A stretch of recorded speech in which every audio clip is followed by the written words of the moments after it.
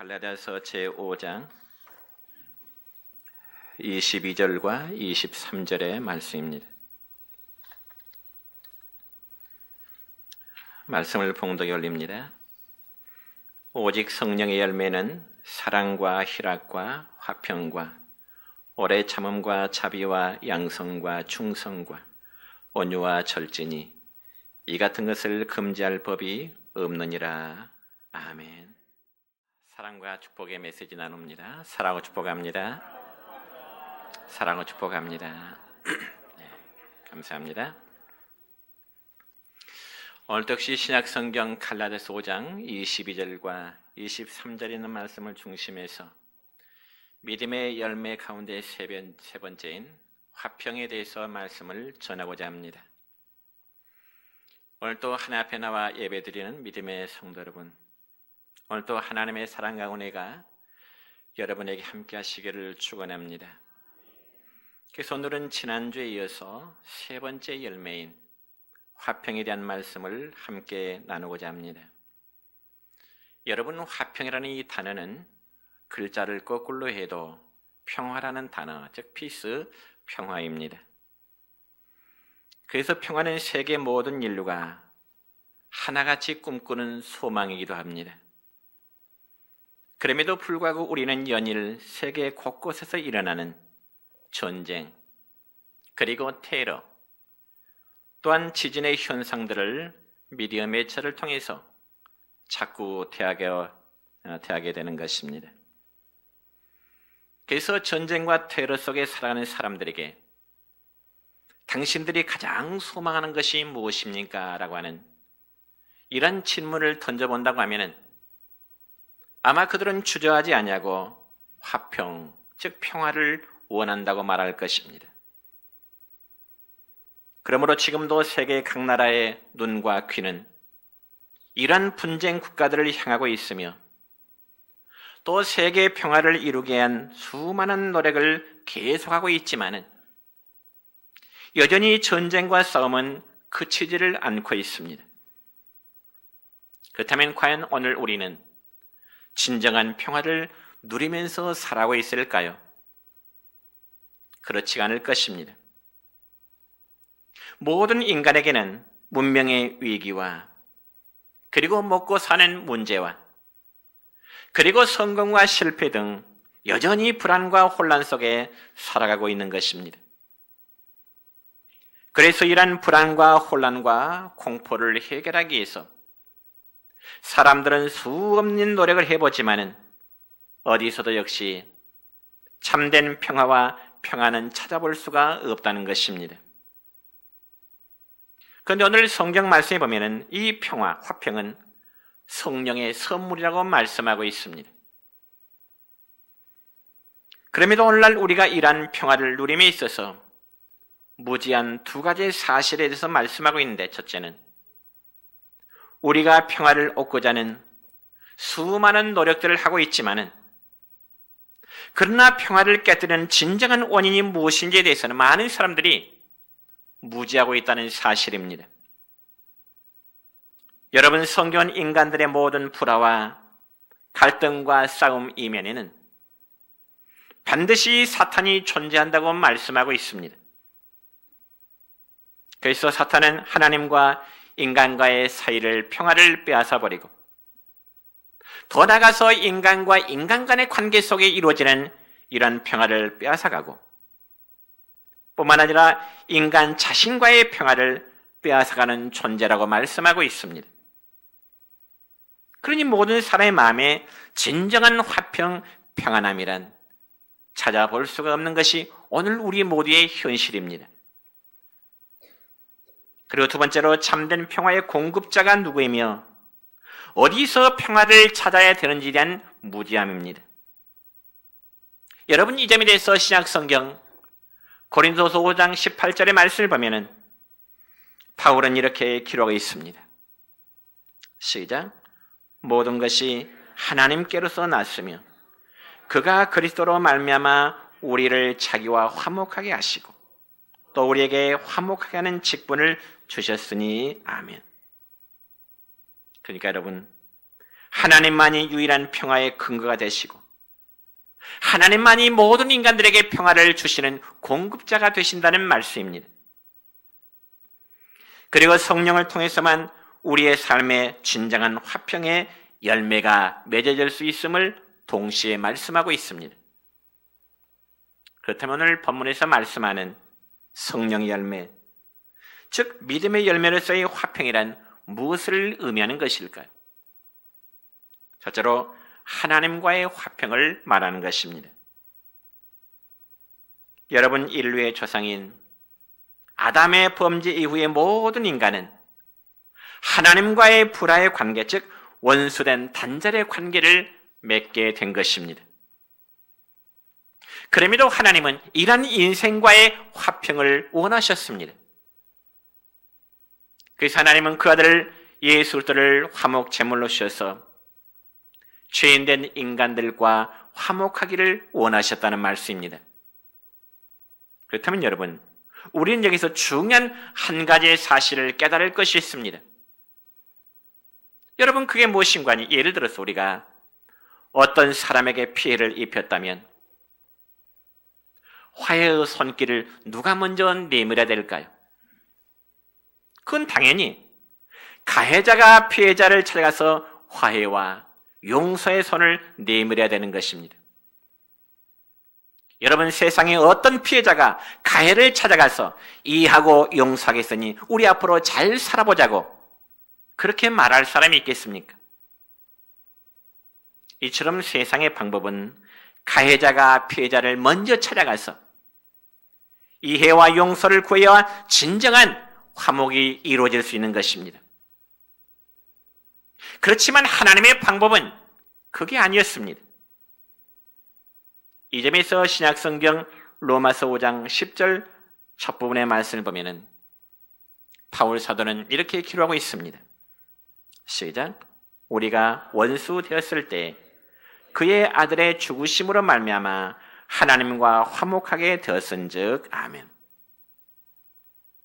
그러니까 하나님은 인간이 범죄해서 스스로 하나님과의 관계 속에 원수가 된 상태에 있는 자들에게 하나님은 그의 아들 예수님을 보내심으로 우리에게 화해의 손길을 주님이 하나님이 먼저 내밀어 주셨다는 것입니다. 그래서 그 화해의 조건은 하나님이 보내신 바 예수님을 믿도록 하는 것입니다. 그러므로 하나님이 인간을 향한 요구는 너무나 간단합니다. 인간이 진정한 마음의 평화를 얻고자 한다면 무엇보다도 하나님과의 관계를 회복하고 그리고 그분과의 평화를 누리는 삶으로 살아가도록 하시는 것입니다. 여러분, 예를 들어서 가정의 진정한 평화와 화평은 어떠할 때 이루어진가요? 한마디로 표현하자면 관계가 회복되어질 때 가정의 평안과 가정의 행복은 이루어지는 것입니다.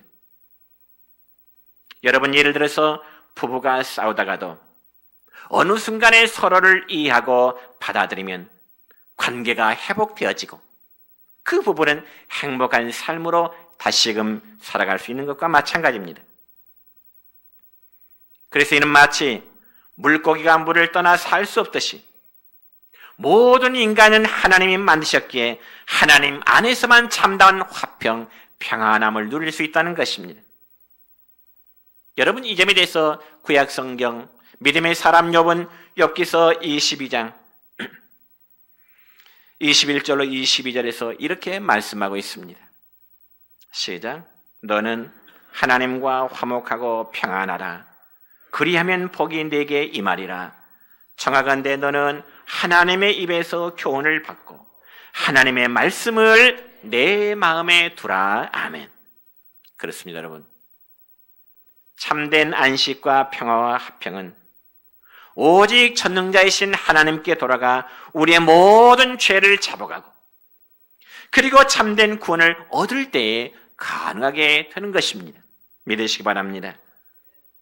여러분, 인간은 범죄함으로 인해서 성경에 보니까 스스로 하나님과의 관계가 원수된 상태로 살아가게 되었습니다. 하나님과 원수된 상태의 삶이라는 것은 하나님과의 관계의 단절을 의미하는 것이죠. 그래서 예수님께서는 하나님과 인간과의 관계에 단절된 것을 다시금 잊기 위해서 바로 십자가에 돌아가시게 된 것입니다.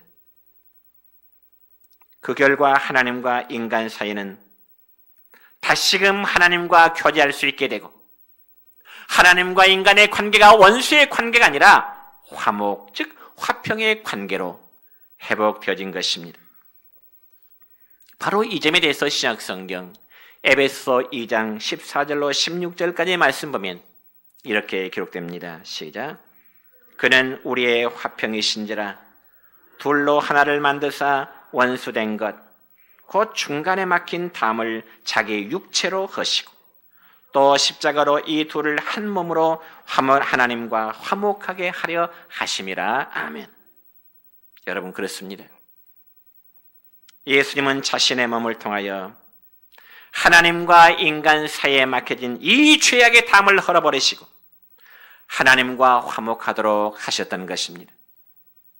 그래서 예수님은 저와 여러분, 우리 모두의 중보자가 되십니다.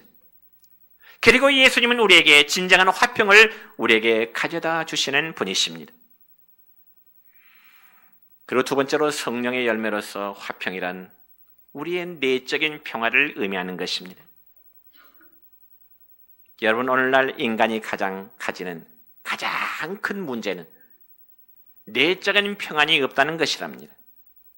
마음에 진정한 평안이 없다는 것입니다. 그래서 사람들은 이러한 내적인 평안을 얻기 위해서 때로는 많은 재물을 모으게 되고, 때로는 사업에 큰 성공을 이루기도 하고요. 또 세상 사람들 가운데 비중 있는 사람이 되려고 노력하고, 때로는 모든 사람들에게 인기를 얻으려고 하는, 그것이 바로 진정한 마음의 평안이 되리라 그렇게 생각을 합니다. 그러면 정말 그럴까요? 답은 그렇지 않다는 것입니다. 그 증거로 어떤 사람은 여러분, 큰 사업가로서의 성공을 하신 분, 또 어떤 분은 교육가로서 세상에 알려진 분들이 어느 날 갑자기 자살이라고 하는 극단적인 길을 선택했다는 그런 소식들을 우리는 전해 듣게 됩니다. 그러면 큰 사업에 성공하신 분들이, 혹은 교육가로서의 모든 사람에게 잘 알려진 사람들이 왜 극단적인 자살이란 선택을 하게 될까요? 그에 대한 답은 너무나 간단합니다. 내적인 마음의 평안이 없었기 때문에 그렇습니다. 즉 세상적인 부유함과 명성이 결코 인간에게 참된 평안을 안겨다 주는 절대적인 조건은 되지 못한다고 하는 것입니다. 그러므로 인간의 삶에 있어서 어떤 사람이 좋은 직장이나 혹은 훌륭한 집이나 혹은 건강이나 인기 혹은 꿈의 성취 같은 것이 전부라면, 만약에 그러한 조건들을 잃어버리게 될 때 인간의 삶은 허무할 수밖에 없습니다. 그리고 인간의 내면은 끝없이 불안하고 흔들릴 수밖에 없는 것입니다. 그럼 우리가 이러한 삶을 가장 편하게 할 수 있는 비결은 하나님께서 주시는 그 진정한 평안함을 누리면서 살아간다는 것이죠. 그래서 구약 성경에 보면 이사야 선지자는 이 점에 대해서 이사야 26장 3절의 말씀 보면 이렇게 말하고 있습니다. 시작. 주께서 심지가 견고한 자를 평강하도록 지키시리니 이는 그가 주를 신뢰함이니이다. 아멘. 주께서 심지가 견고한 자를 평강하도록 지키시리니 이는 그가 주를 신뢰함이니이다. 그렇다면 우리 성들의 내적인 평화를 누리기 위해서 가져야 될 올바른 자세는 과연 무엇일까요? 먼저 우리 마음속에 참으로 예수님을 한번 좋아해 보십시다.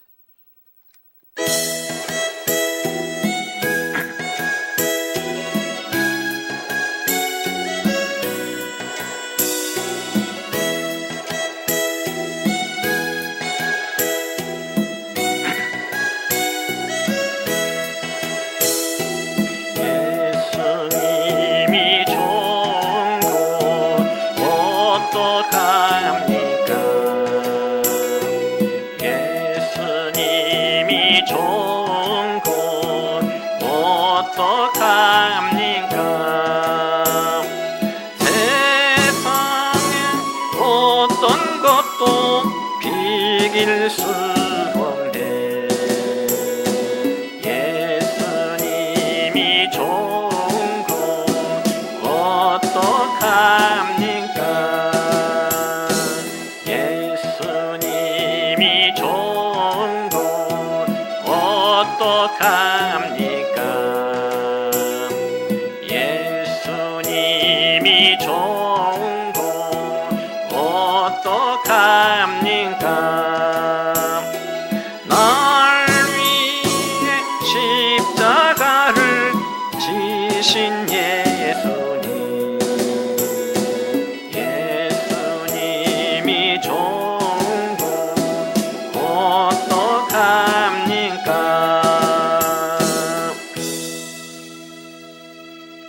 여러분, 우리 성도들이 내적인 평화를 누리기 위해서 가져야 될 올바른 삶의 자세 첫 번째는 우리의 삶에서 모든 염려를 제거하도록 노력해야 되는 것입니다. 여러분의 평안과 염려란 것은 서로 배타적인 관계에 있다는 사실을 우리는 기억해야 됩니다. 그래서 여러분, 염려라는 말의 원래 의미를 보면은 마음이 찢어져서 나누어진 상태라는 뜻입니다. 그러니까 마음이 찢어지고 나누어진 상태니 얼마나 그 마음이, 그의 삶이 불안한 상태이겠습니까? 저와 가까이 지내는 목사님 한 분 가운데 그 목사님은 당신의 아들, 딸이 있지만은 오래전에 딸아이 하나를 입양해서 기르고 있습니다.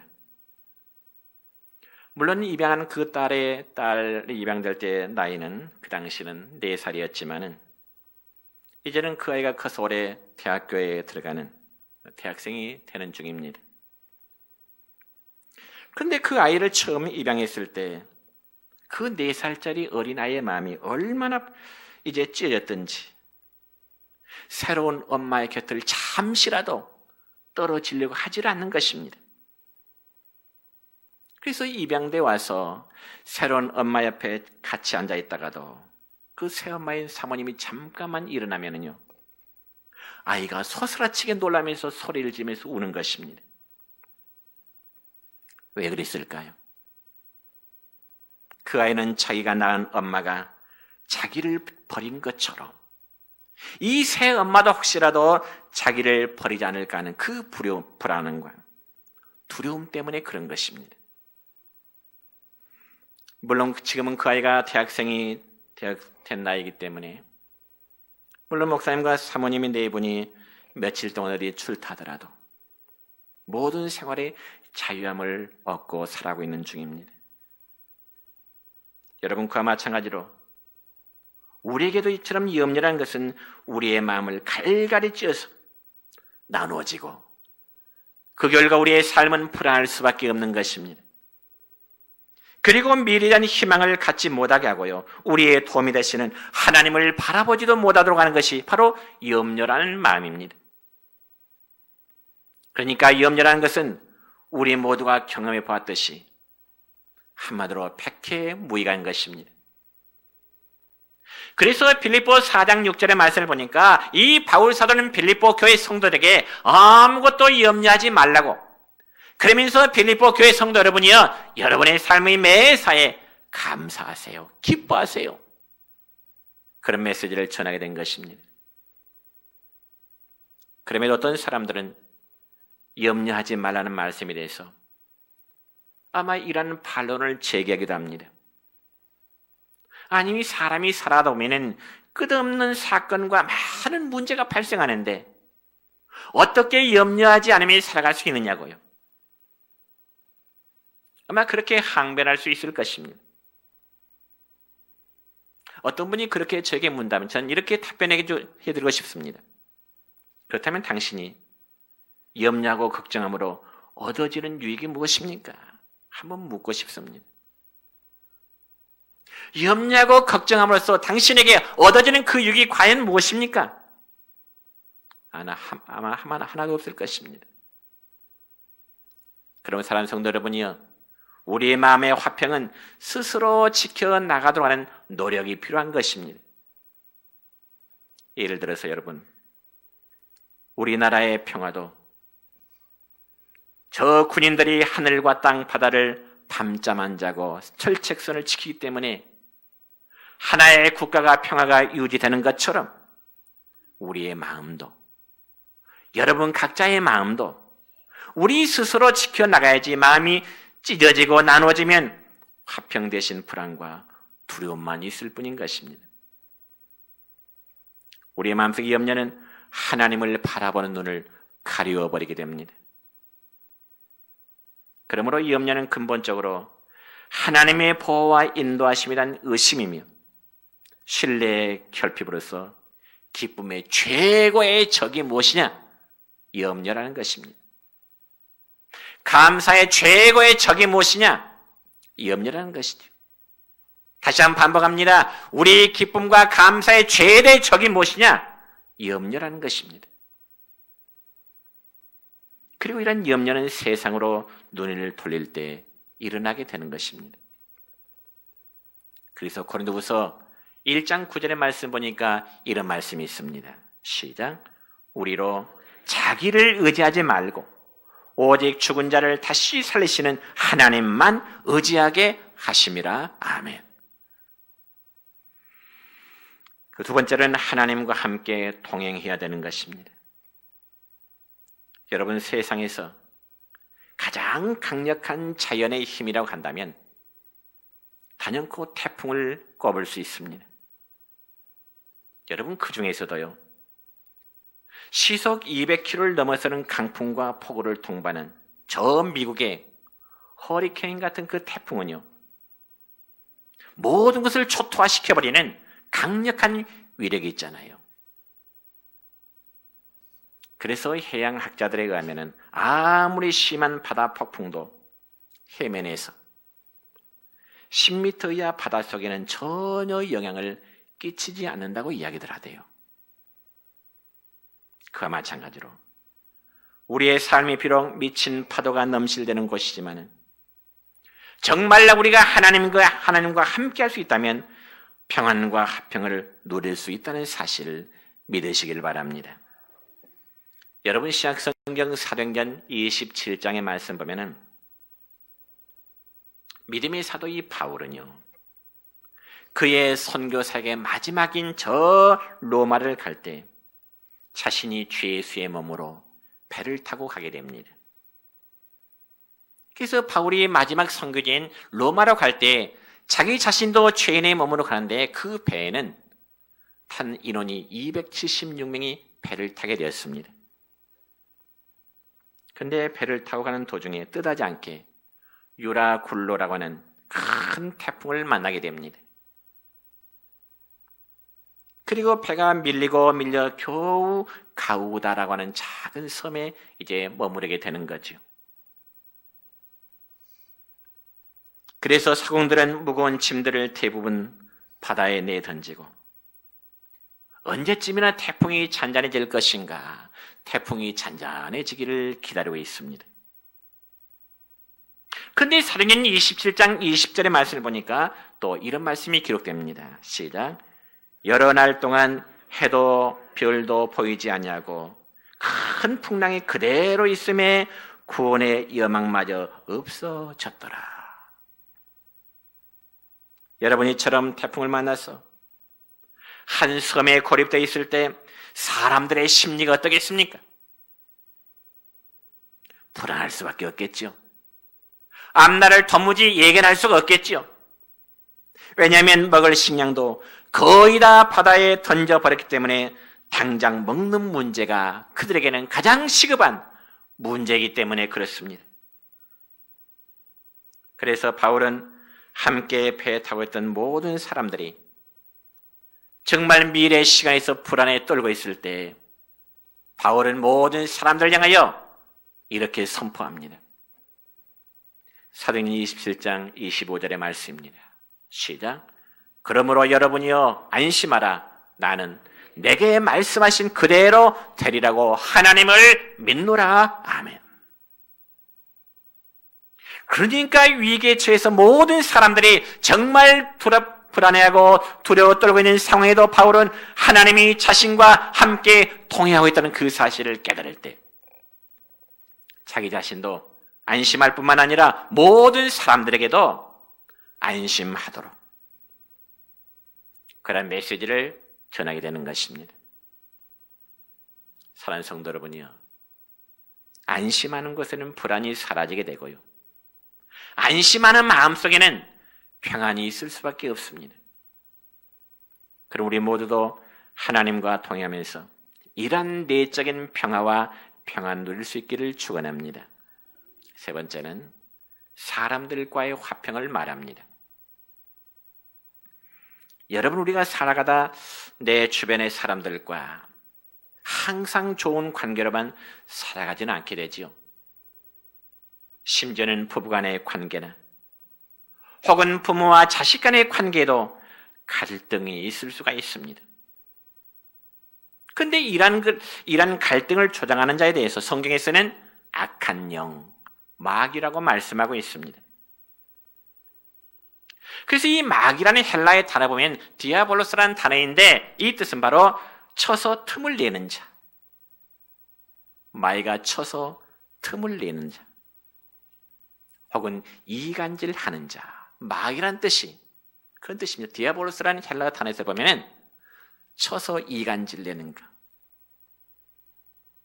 그래서 마귀는 성경에 보니까 아담과 하와를 유혹해서 하나님과 모든 인간 사이를 갈라놓았고 결국은 하나님과 원수되고 하나님으로부터 멀어지게 하는 그런 역할을 했습니다. 그리고 아담과 하와 사이도 갈라놓았고요. 그래서 그렇게 진한 사랑의 고백을 하던 이들이 내 뼈 중에 뼈요 살 중에 살이로다, 그 진한 사랑의 고백을 나눴던 아담과 하와의 관계가 이제는 범죄의 원인에 대해서는 서로 변명하는 관계로 갈라놓게 된 것입니다.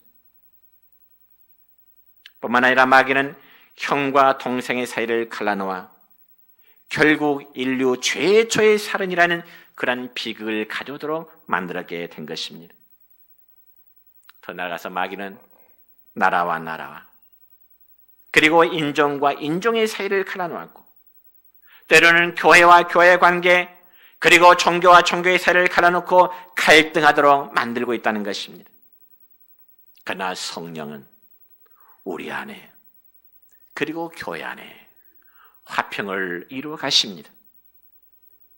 교회 성도의 갈등은, 교회의 분열은 사탄 마귀의 역사라면 교회의 하나 되는 역사는 성령 하나님의 역사라는 사실입니다.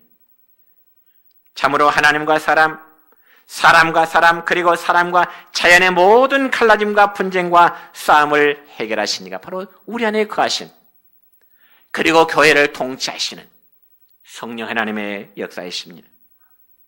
그러므로 사도 바울은 예수 그리스도를 믿어 성령을 받은 성도로서 이러한 성령의 사역에 동참할 것을 권면하면서 로마서 12장 17절과 18절의 말씀을 보면 오늘 우리 모두에게 이러한 권면의 말씀을 주고 있습니다.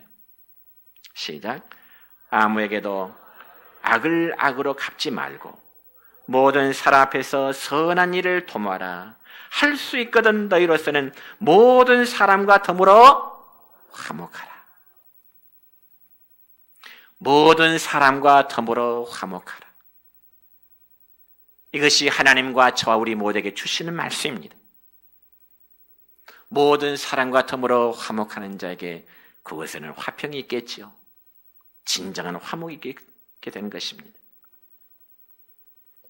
참으로 우리는 마귀의 자녀가 아닌 하나님의 자녀로서 분열과 분쟁과 싸움의 열매가 아닌 화평과 화목의 열매를 맺도록 노력해야 되는 것입니다.